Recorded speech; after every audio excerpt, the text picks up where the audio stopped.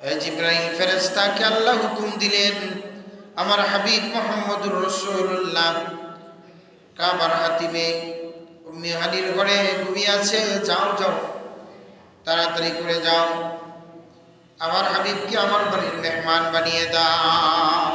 সুবহানাল্লাহ। জিবরাইল ফেরেশতা আসার পরে মুহাম্মদুর রাসূলুল্লাহ ঘুমিয়ে আছেন।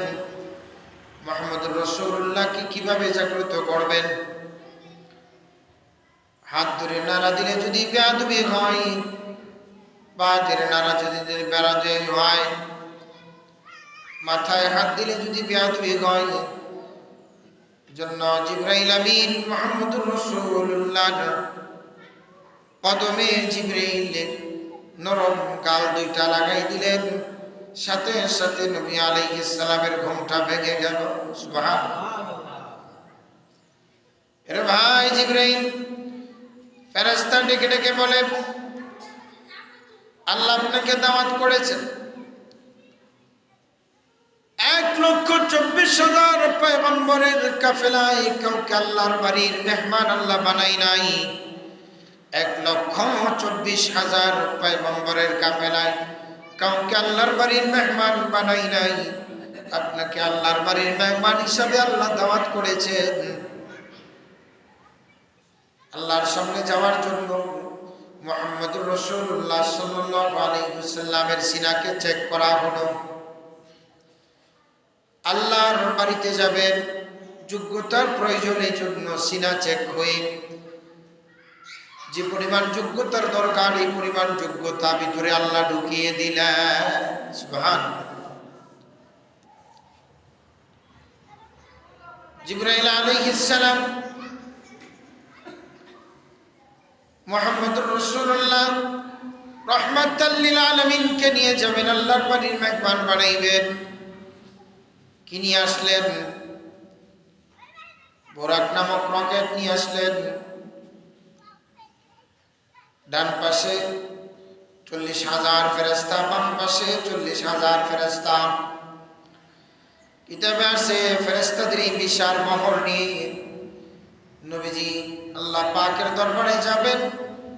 বুরাক এসেছে, বুরাকটা ঘোড়ার চাইতে একটু ছোট্ট, খচ্চরের চাইতে একটু বড়, ঘোড়ার চাইতে একটু ছোট, খচ্চরের চাইতে একটু বড়, যেটা আকাশে উড়াল দেয়। নবীজি বুরাক দেখার পরে জিবরাইলকে জিজ্ঞেস করলেন, ভাই জিবরাইল এই বুরাকটা কার জন্য? বলে বুরাকটা আপনার জন্য এনেছি। বলে যে বুরাক আমি সওয়ার হব, আমার উম্মতরা কি বুরাক পাবে কিনা? জিবরাইল বলে, মুহাম্মদুর রাসূলুল্লাহ, ওগো নবীজি আপনি বুরাকে সওয়ার হবেন। হাসরের ময়দানে আল্লাহ তাআলা ফুলসিরাত পাড়ি দেওয়ার জন্য আপনার উম্মতের জন্য লক্ষ কোটি বুরাকের ব্যবস্থা করে দিবে। সুবহানাল্লাহ। বুরাক নামক রকেট, জিবরাইল নামক পাইলট। বুরাক নামক রকেট, জিবরাইল নামক পাইলট দিয়ে নবীজি আমার রওনা করলেন। নবীজি আমার রওনা করেছেন, বাইতুল্লাহ থেকে রওনা করেছেন, বাইতুল্লাহর মেজানির ঘর থেকে রওনা করেছেন, বাইতুল মাকদাস পর্যন্ত গেলেন। বুরাক বাইতুল মাকদাস পর্যন্ত যেতে বুরাকের কদম লাগছে মাত্র 2 কদম। 2 কদমে বুরাক চলে গিয়েছে বাইতুল মাকদাস। বাইতুল মাকদাসে যাওয়ার পরে রহমাতাল লিল আলামিন দেখে বাইতুল মাকদাস মূর্তি, নবীদের কাফেলা সবাই আসে বসে কার জন্য অপেক্ষা করতেছে? সরকার কায়নাত মুহাম্মদুর রাসূলুল্লাহর জন্য অপেক্ষা করতেছে। নবীজি আমার রহমাতাল লিল আলামিন কদম দিলেন, সবাই দাঁড়িয়ে গেল। তারা মুয়াজ্জিন ও কিমাতিস সালাহ কামত শুরু হয়ে গেল। জায়নামাজটা, সামনের জায়নামাজটা খালি আছে। জিবরাইল কানের গোনায় ডাক দিয়া বলে, আজকের এই জামাতের ইমামতি করার জন্য কেউ সামনে যাবে না, আজকের এই জামাতের ইমামতি করার জন্য আল্লাহর পক্ষ থেকে আপনি চয়েস হয়েছেন। আপনি সামনের কাতারে ইমামতির মুসাল্লাই দাঁড়িয়ে যান। ভাইরা আমার, নবীজি আমার ইমামতির মুসাল্লায় দাঁড়িয়ে গেলেন। 1,00,000 মতান্তরে 2,24,000 পয়গম্বরের কাফেলায় যারা ছিল সবাই নবীজির পিছনে মুসল্লি হয়ে নামাজ শেষ করে সালাম ফিরানোর সময় জিবরাইল ডাক দিয়ে বলে, ইয়া রাসূলুল্লাহ, ইয়া হাবিবাল্লাহ, জানেননি আপনার পিছনে কারা মুসল্লি হয়ে নামাজ আদায় করেছে? নবীজি বলে, জিবরাইল, আমি জানি না কারা আমার পিছনে নামাজ আদায় করেছে। জিবরাইল বলে, আপনার পিছনে আল্লাহর পাঠানো আদম থেকে ঈসা রুহুল্লাহ পর্যন্ত 1,24,000 নবীদের কাফেলায় যারা ছিল আজকে সবাই আপনার পিছনে মুসল্লি হিসেবে নামাজ আদায় করেছে। এজন্য আমাদের নবীকে ইমামুল মুরসালিন বলা হয়। ইমামতি না করলে ইমাম বলা যায় না। নবীজি ইমামতি করেছেন সকল নবীদের ইমাম, ইমামুল মুরসালিন। ইমামতি শেষ করলেন। হাবিবে কিবরিয়া ইমামতি শেষ করার পরে উর্দু গমন শুরু হবে। বাইতুল মাকদাসের ভিতরে আলোচনা সভা হয়ে গেল। নবীজি আমার বুরাক নামক রকেট, জিবরাইল নামক পাইলটকে কদম দিলেন। জমিন থেকে নিয়ে প্রথম আসমানের রাস্তা 500 বছরের রাস্তা, এইভাবে করে 500 বছরের রাস্তা নবীজি আমার কদম দেওয়া শুরু করলেন। প্রথম আসমানের ফেরেশতারা দরজা খুলে দিয়ে সংবর্ধনা দিল। দ্বিতীয় আসমানের ফেরেশতারা দরজা খুলে দিলে সংবর্ধনা দিল। তৃতীয় আসমানের ফেরেশতারা দরজা খুলে দিলে সংবর্ধনা দিল। চতুর্থ আসমানের ফেরেশতারা এইভাবে করে সংবর্ধনা দিল। পঞ্চম আসমানের ফেরেশতারা সংবর্ধনা দিল। ষষ্ঠ আসমানের ফেরেশতারা সংবর্ধনা দিল। সপ্তম আসমান এর উপরে বাইতুল মামুর, ফেরেশতাদের কিবলা। বাইতুল মামুর এটা ফেরেশতাদের কিবলা। যে বাইতুল মামুরের দিকে ফেরেশতারা নামাজ আদায় করে। সুবহানাল্লাহ।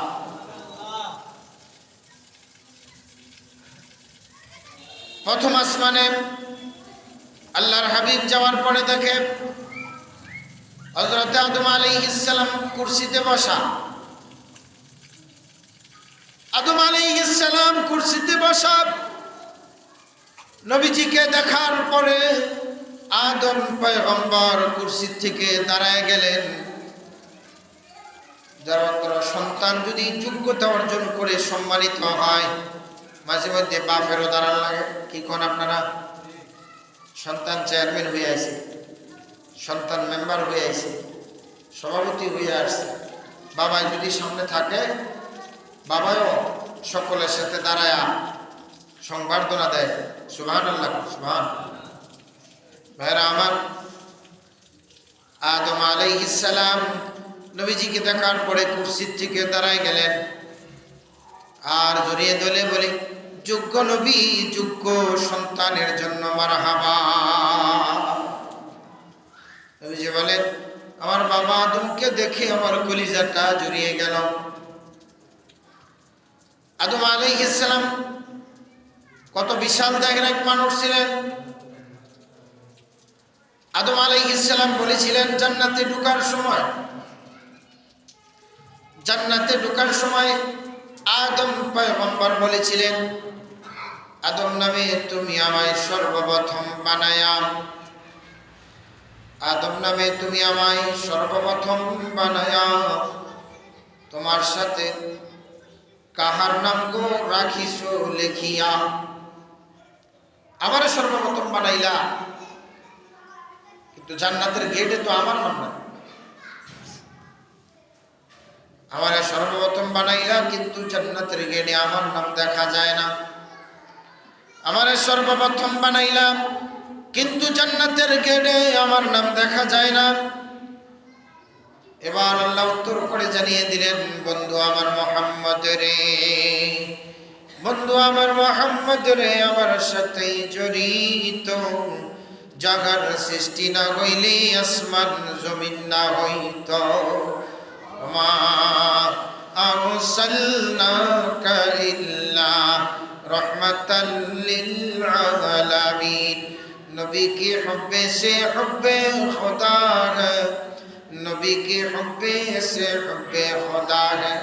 कुल इन कुंतुम तुहिब्बूना गवाह है, नबी की हुब्बे से हुब्बे खुदा है, खुदा से कबो रसूलुल्लाह जुदा है। भाईरा আমার আদম আলাইহিস সালাম ভুল করেছে, অপরাধ করেছে। আল্লাহ বলেছেন যে এই গাছের দিকে যাইও না, গাছের ফলও খাইও না। নিষেধ করেছেন কে? জোরে বলে নিষেধ কে করেছেন? আল্লাহ নিষেধ করেছেন। আদম আলাইহিস সালাম যেতেও চান না। হাওয়া আলাইহিস সালাম সুপারিশ করে বলে মহিলা মানুষ তো বুঝায় সুজায় নিয়ে গেছে, অসুবিধা নাই, আসেন গাছের নিচে যাই। এই সমাজের অনেক ঘরের অবস্থা এরকম, বাড়িওয়ালির কারণে পুরুষ গুনায় জড়িয়ে যায়, বাড়িওয়ালিকে কন্ট্রোল না করার কারণে গুনায় জর্জরিত অবস্থায়। বাড়িওয়ালিকে কন্ট্রোল করা যায় না বলে ঘরের ভিতরে অশান্তি, ঠিক কিনা? আদম আলাইহিস সালাম সর্বপ্রথম আল্লাহ আদমকে যখন বানিয়েছে, বিশাল খাটিয়ার ভিতরে আল্লাহ রাখলেন, ঘুমাও। আদম ঘুমায়, কিসের ঘুম তো আর আসে না, লড়াচড়া করে। আল্লাহ অন্তর্যামী, আল্লাহ বুঝতেছেন একটা সঙ্গীর দরকার। আদম আলাইহিস সালামের দেহ থেকে বাম পাজরের হাড়টা খুইলা ওইটাকে সুন্দর করে রূপান্তরিত কইরা ওনার স্ত্রী হাওয়া আলাইহিস সালামকে বানাইলেন। সুবহানাল্লাহ। হাওয়া মানে সুন্দর। আমাদের আম্মা জান অনেক সুন্দরী ছিলেন, অনেক সুন্দরী ছিলেন। হাওয়া আলাইহিস সালাম বললেন, আসেন এই গাছের থেকে একটু ফল খাই। শয়তান মদত ধোঁকা দিয়েছে, যদি এই গাছ থেকে তোমরা ফল খাও, জিন্দেগিতে আল্লাহ জান্নাত থেকে তোমাদেরকে বের করবেন না। উল্টাটা করেছেন, কারণ এই ফল খাওয়ার পরেই কিন্তু প্রস্রাব পায়খানার ব্যাগ শুরু হয়ে যাবে। জান্নাতি মানুষগুলি জান্নাতে প্রবেশ করবে, জিন্দেগিতে কোনোদিন প্রস্রাব পায়খানার ব্যাগ হবে না, শুধু একটা ডেকুর দিবে, সাথে সাথে হজম হয়ে যাবে। সুবহানাল্লাহ। কি খাবার খাবে মানুষ? জান্নাতে খাবে মটকির মতন এক একটা করে রসগোল্লা খাবে। আমাদের দেশের একটা আমের ভিতরে 3 প্রকারের মজা হয়। বটুর দিক দিয়ে চললে এক রকমের মিষ্টি, মাঝখানে এক রকমের, আবার নিচের দিকটা একটু টক টক লাগে, ঠিক কিনা বলেন? এক আমে 3 প্রকারের মজা। আর জান্নাতের এক একটা আমের মধ্যে আল্লাহ 70,000 রকমের মজা লাগাই দিব। সুবহানাল্লাহ। জান্নাতি মানুষ মনের ভিতরে যা বাসনা করবে, আশা করবে, রে জান্নাতি মানুষগুলি মনের ভিতরে যে আশা পোষণ করবে, আল্লাহ সাথে সাথে এটা পূরণ করে দিবে। যদি এটা উড়ন্ত পাখি হয় অসুবিধা নাই, আসমানের মালিক পাখির দিকে নজর করে জান্নাতি মানুষ চিন্তা করবে, এই পাখিটা কত সুন্দর, তার গোস্তগুলি না জানি কত সুন্দর, কত সুস্বাদু হবে। মুহূর্তের ভিতরে বুনা হয়ে কাবাব হয়ে সামনে টের সামনে করে চলে আসবে। সুবহানাল্লাহ। আখিরাতে জান্নাত, আখিরাতে জান্নাত পাবে সেই মুসলমান, দুনিয়াতে যারা মানে কোরআনের বিধান। আখিরাতে জান্নাত পাবে সেই মুসলমান, দুনিয়াতে যারা মানে কোরআনের বিধান। সেথায় দুধ মধু আর মিঠা পানি, সেথায় দুধ মধু আর মিঠা পানি, শরবতের নহর, যত ইচ্ছে পান করিবে পড়বে না কাহা। যত ইচ্ছা আপনি পান করবেন। জন্নতে দেখাবেন দিদার, জন্নতে দেখাবেন দিদার প্রভু রহমান, জন্নতে দেখাবেন দিদার প্রভু রহমান, আখিরাতে জান্নাত পাবে সেই মুসলমান, দুনিয়াতে যারা মানে কোরআনের বিধান। ভাইরা আমার, জান্নাতের অসংখ্য নিয়ামত রাজি থাকবে। মহান আল্লাহ জান্নাতের ভিতরে এত পরিমাণে নিয়ামত রাজি রেখে দিবেন, এত খাবার দাবার রেখে দিবেন, বান্দা খাওয়া দাওয়া করবে, পেট ভর্তি করবে, মজা আনন্দ উপভোগ করবে, প্রস্রাবও হবে না, পায়খানা হবে না, বাথরুম নাই। যদিও আমাদের বাংলাদেশের মানুষ বাথরুম বানাইতে গিয়া কত খরচ করে। সিলেটে এক বাড়িতে, সিলেটে গিয়ে দেখবেন বাংলাদেশের ভিতরে সিলেট অঞ্চলে অনেক বাড়ি আছে, অনেক উন্নত, ঢাকার গুলশানও ফেল। তো কিছু বাথরুমের ভিতরে ঢুকলে মনে হয় এটা কি বাথরুমে ঢুকলাম, এটা ভেন্টিলেশনে ঢুকলাম। ভিতরে স্ক্রিন আছে, টিপ দিলে টেলিভিশন চলে। বাচ্চাদেরকে থামিয়ে দিচ্ছেন না কেন?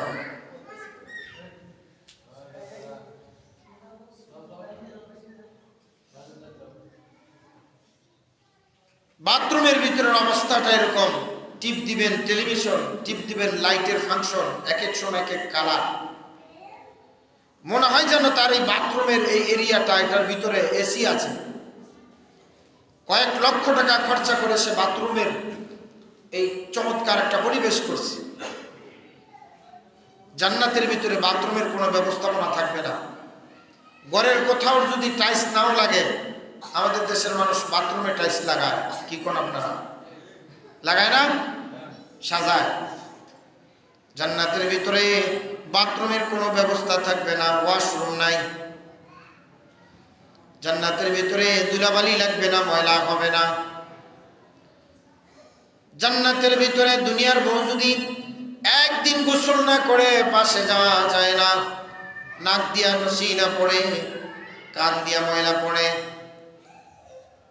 দুনিয়ার বিবি সাহেবের অবস্থা এরকম, দুনিয়ার বিবি সাহেব যদি গোসল আসল না করে, সুসজ্জিত না হয়, তাহলে তার দিকে তাকানো যায় না। জান্নাতে আল্লাহ যে হুর দান করবেন, দুনিয়ার এই সঙ্গীকে জান্নাতে যখন প্রেরণ করবেন, এরা এমন সুন্দর করে সাজাইব, যার চেহারার দিকের দিকে তাকাইলে নিজের চেহারা আয়নার মতন দেখা যাবে। সুবহানাল্লাহ, নিজের চেহারা আয়নার মতন দেখা যাবে।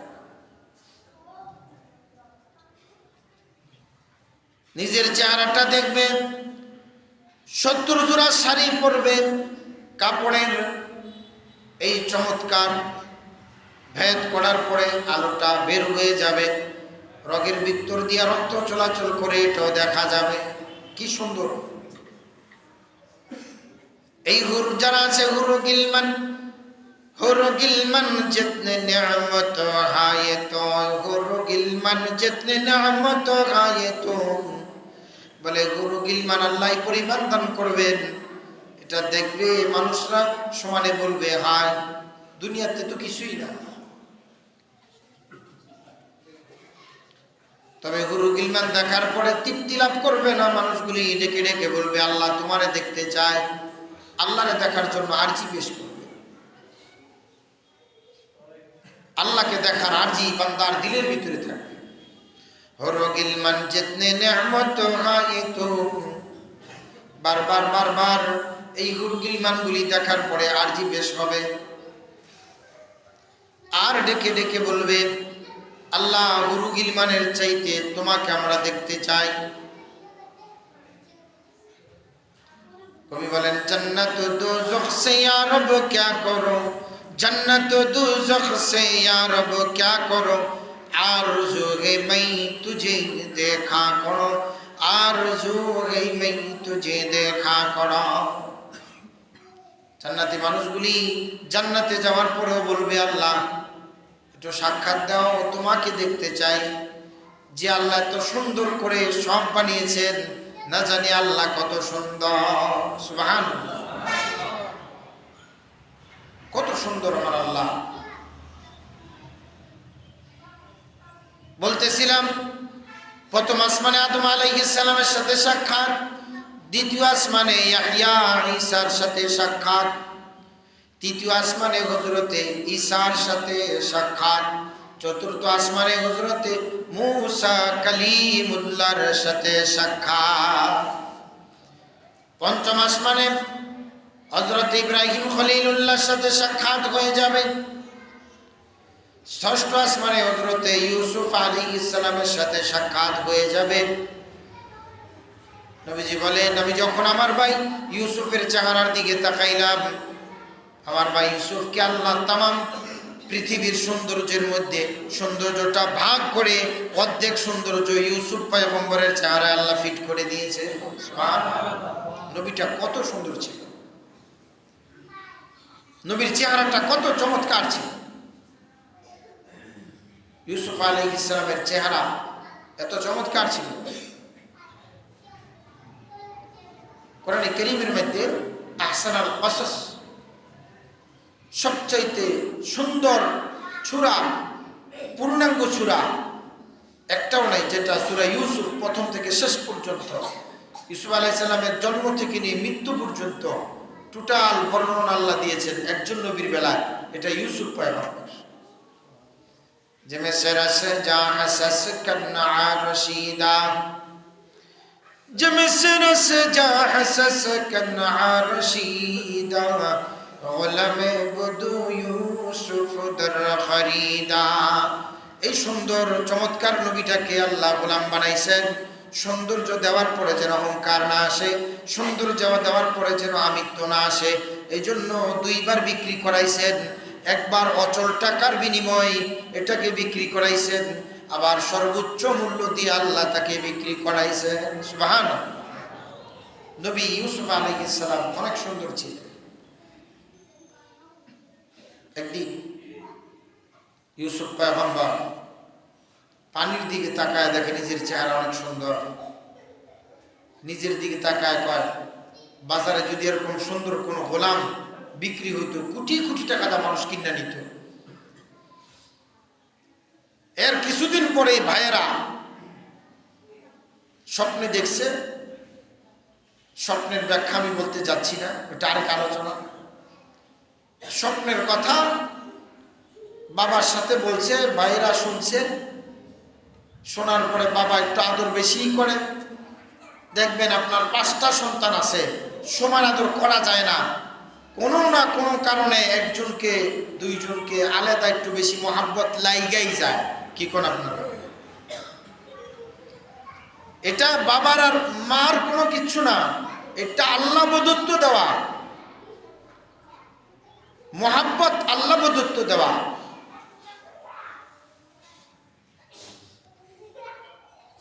ইউসুফ আলাইহিস সালাম চেহারার দিকে তাকায় সৌন্দর্যের বড়াই নিজের থেকে নিজে বের করলেন। বের করার পরে আল্লাহ তাআলা ওনাকে বিক্রি করলেন, ভাইরা ওনাকে বিক্রি করলেন সওদাগরের কাছে। অচল কিছু টাকার বিনিময়ে বিক্রি হয়ে গেল। আবার সেই ইউসুফকে মিশরের বাজারে আল্লাহ বিক্রি করাইলেন সর্বোচ্চ টাকা দিয়ে। আল্লাহ বলে, নিজের থেকে দামি হওয়া যায় না, যদি আমি দামি বানাই তাহলে দামি হওয়া যায়। সুবহানাল্লাহ। আল্লাহ বলে, নিজের থেকে তুমি দামি হতে চাইলা, কিন্তু অচল টাকার বিনিময়ে তোমাকে বিক্রি করা হইল। কিন্তু ইউসুফ, যখন তোমাকে মিশরের বাজারে নিয়ে যাওয়া হইল, তখন আমি আল্লাহ তোমার সম্মান বাড়িয়ে দিলাম, কদর বাড়িয়ে দিলাম, চেহারার ফোকাস বাড়িয়ে দিলাম। আজিজ মিসর নিজে হিসাব লক্ষ লক্ষ টাকা দিয়ে তোমাকে খরিদ করে নিল। আল্লাহ বলে, এবার আমি তোমাকে দামি বানাইলাম, তোমার দামটা বেড়ে গেল। তুমি নিজেকে দামি মনে করলা, দাম বাড়ে নাই। আমি আল্লাহ তোমারে দামি বানাইছি, পরে তোমার দাম বেড়েছে। সুবহানাল্লাহ। এজন্য ইউসুফ আলাইহিস সালামকে জিজ্ঞাসা করা হয়েছিল, আপনি কি নিজেকে নিজে পবিত্র মনে করেন? জুলাইখার কবল থেকে যে আপনি বাঁচছেন, আপনার ক্রেডিট আপনি বাঁচছেন। কোরআনে কারীমে আল্লাহ বয়ান করে জানিয়েছেন, ইউসুফ পয়গম্বর উত্তর করেছেন, ওমা উবাররিউ নাফসি ইন্নান নাফসা লাআম্মারাতুম বিসসুই ইল্লা মা রাহিমা রাব্বি ইন্না রাব্বি লাগফুরুর রাহিম। ইউসুফ পয়গম্বর বলেছেন, আমি আমাকে নিজেকে পবিত্র মনে করি না, আমি নিজেকে দামি মনে করি না, আমি নিজে বাঁচতে পারি নাই। আসমানের মালিক পরওয়ারদিগার আলম দয়া করেছেন, মেহেরবানি করেছেন, এই জন্য আমি ইউসুফ জুলাইখার কবল থেকে বাঁচতে পেরেছি। সুবহানাল্লাহ। আমার বাঁচার অধিকার নাই তো, আমাকে যিনি বাঁচিয়েছেন উনি আমার আল্লাহ। নবীজি যখন ইব্রাহিম খলিলুল্লাহর সাথে সাক্ষাৎ হইল, নবীজি বলেন, ইব্রাহিম খলিলুল্লাহর চেহারার দিকে আমি তাকায় দেখলাম, ইব্রাহিম খলিলুল্লাহর চেহারার সাথে আমার চেহারার একটা গভীর মিল আছে। কারণ কি, ইব্রাহিম পয়গম্বর দোয়া করেছিলেন, আনা দুআউ আবিনা ইব্রাহিম। নবীজি বলেন, আনা দুআউ আবিনা ইব্রাহিম, আমার বাবা ইব্রাহিম আমার জন্য দোয়া করেছেন, আমি আমার বাবা ইব্রাহিমের দোয়ার ফসল। সুবহানাল্লাহ। বাবা ইব্রাহিমের চেহারার সাথে আমার চেহারার মিল আছে। এইভাবে করে মুসা আলাইহিস সালামের সাথে সাক্ষাৎ। মুসা পয়গম্বর নাঙ্গা বলে, নবীজি আপনি আল্লাহর বাড়িতে বেড়াইতে যাইবেন, দুনিয়াতে কোন নবী পয়গম্বরকে আল্লাহ আল্লাহর বাড়ির মেহমান বানান নাই, আপনাকে যেহেতু বানাইছেন যান বেড়াই আসেন, তবে যাওয়ার সময় আমার সাথে একটু সাক্ষাৎ কইরা যায়। সুবহানাল্লাহ। আল্লাহর বাড়ির মেহমান আল্লাহর সাথে সাক্ষাৎ করার জন্য গেলেন মুহাম্মদ রাসূলুল্লাহ সাল্লাল্লাহু আলাইহি ওয়াসাল্লাম।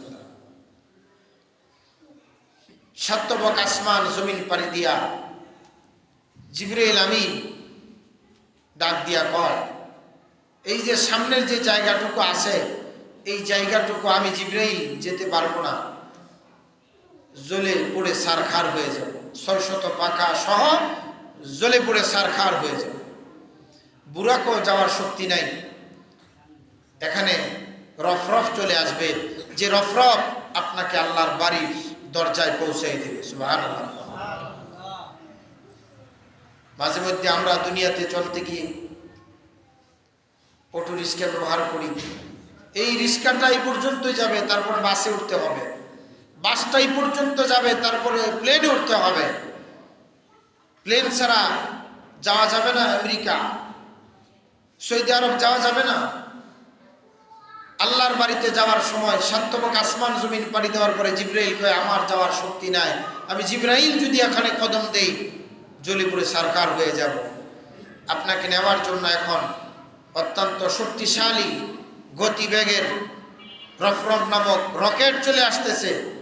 এই রফরফ নামক রকেট আল্লাহর বাড়ির দরজা আপনাকে পৌঁছে দেবে। সুবহানাল্লাহ। নবীজি অপেক্ষা করলেন, জিবরাইলও নাই, ফেরেশতাও নাই, রফরফ চলে এসেছে। রফরফে পয়গম্বর কদম দিলেন, রফরফ একটানে আল্লাহর বাড়িতে নিয়ে গেল। ফাকানা ফাতাদাল্লা ফাকানা কাবা কাউসাইনি আও আদনা ফাআওহা ইলা আবদিহি মা আওহা মা কাযাবাল ফুআদু মা রাআ আফাতুমারুনাহু আলা মা ইয়ারা ولقد رآه نزلة أخرى عند سدرة المنتهى عندها جنة المأوى الله أكبر। আল্লাহর সাথে কথোপকথন হলো, কি আলোচনা হইল, লম্বা আলোচনা। মানুষ যদি কোনো বাড়িতে যায়, কিছু না কিছু কিন্তু নিয়ে যায়। আল্লাহর বাড়িতে মেহমান হিসাবে সরকারে কায়নাত যখন গেলেন, কি নিয়ে যাবেন? কি নিয়ে যাবেন আল্লাহর বাড়িতে? কি দরখাস্ত পেশ করবেন আল্লাহর দরবারে? মুহাম্মদুর রাসূলুল্লাহ পড়া শুরু করে দিলেন, আত-তাহিয়াতু লিল্লাহি ওয়াস-সালাওয়াতু ওয়াত-তাইয়্যিবাত। সুবহানাল্লাহ। সমস্ত প্রকারের সালাম শান্তি সব আমার রবের জন্য, আমি আমার রবের দরবারে পেশ করতেছি। বলেন সুবহানাল্লাহ। এবার আল্লাহ তাআলা উত্তর করে জানাই দিলেন, আইয়ুহান নাবিয়্যু ওয়া রাহমাতুল্লাহি ওয়া বারাকাতুহু, আসসালামু আলাইনা ওয়া আলা ইবাদিল্লাহিস সালিহিন।